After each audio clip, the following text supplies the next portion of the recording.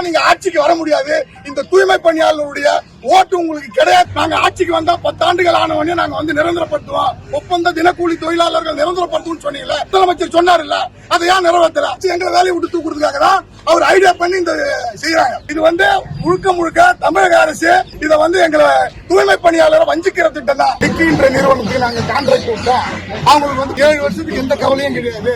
அவங்க வந்து தொழிலதிபர்கள் ஆயிட்டாங்க, தொழில் முனைவோர்கள் ஆயிட்டாங்க. தூய்மை பணியாளர் தொழில் முனைவோர் திட்டத்துல அவங்களுக்கு வந்து நாங்க தொழில் முனைவோர் திட்டத்தை கொடுத்துருக்கோம் அப்படின்னு சொல்லி சட்டமன்றத்திலேயே ஒரு பொய்ய சொல்றாங்க. கே.என். நேரு அவர்கள் உள்ளாட்சித்துறை அமைச்சர் சட்டமன்றத்திலேயே ஒரு பொய்ய சொல்றாரு. இது வந்து சட்டமன்றத்தில் இருக்கிற அனைத்து எம்எல்ஏக்கள் யாருக்குமே தெரியல. நாங்க இங்க இருக்கிற 1500 தொழிலாளிக்கும் அந்த டிக்கி வண்டியில இருக்கிற 213 வண்டி ஒரு தொழிலாளி கூட வரல. ஆனா எல்லா தொழிலாளியும் வந்து தொழில் முனைவோர் ஆயிட்டாங்க. நாங்க கொண்டு வந்த திட்டம் வந்து அருமையான திட்டம் அப்படின்னு சொல்லி மறைமுகமா கான்ட்ராக்ட் அவங்க உள்ள நுழைக்கிறாங்க. மறைமுகமா நுழைக்கிறாங்க. ஏற்கனவே நாங்க கான்ட்ராக்ட் அவுட் சோர்சிங் முறையில நேரடியா கான்ட்ராக்ட் விட்டா எல்லாம் போராட்டம் பண்ணுவாங்க, ஆர்ப்பாட்டம் பண்ணுவாங்க சொல்லிட்டு தூய்மை பணியாளருக்கு நாங்க தொழில் முனைவோர் ஆக்குறோம் அப்படின்னு சொல்லிட்டு இவங்க மறைமுகமா ஒரு கான்ட்ராக்ட உருவாக்குறாங்க.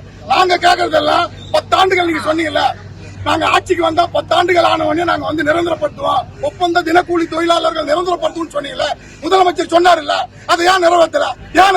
அவர் நிறைவேற்றல, ஏன் நிறைவேற்றலன்னு சொன்னா அதுக்குதான் இந்த டிக்கி வண்டி குத்துக்கிறாரு. 10 ஆண்டு வேலை செய்யறவங்க வேலையை விட்டு அந்த கோரிக்கை யாரும் வைக்க மாட்டாங்கல்ல.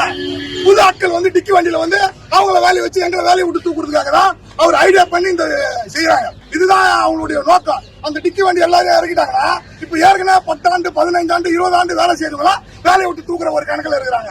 அப்ப வேலையை விட்டு தூக்கிட்டாங்கன்னா அவங்க ஏன் 10 ஆண்டு வேலை செய்தவங்க நீங்க கொடுத்த தேர்தல் வாக்குறுதி அந்த நிலவரத்துக்கு அவங்க எப்படி கேட்க முடியும்? அதனால இது வந்து முழுக்க முழுக்க தமிழக அரசு இதை வந்து எங்களை தூய்மை பணியாளரை வஞ்சிக்கிற திட்டம் தான். நீங்க சொன்ன வாக்குறுதியை உடனடியாக நீங்க இந்த உங்களுக்கு இன்னும் ஓராண்டு தான் இருக்குது. 4 ஆண்டுகள் நிறைவாயிடுச்சு, இன்னும் ஓராண்டு தான் இருக்குது. நீங்க ஓராண்டு போறதுக்குள்ள இந்த தூய்மை பணியாளர்களை மலக்குழியில நாங்க வேலை செய்யறோம். இந்த தூய்மை பணியாளர்களை கண்டிப்பா 1500 தொழிலாளிகளை நீங்க பர்மனன்ட் பண்ணி ஆகணும். இல்லன்னு சொன்னா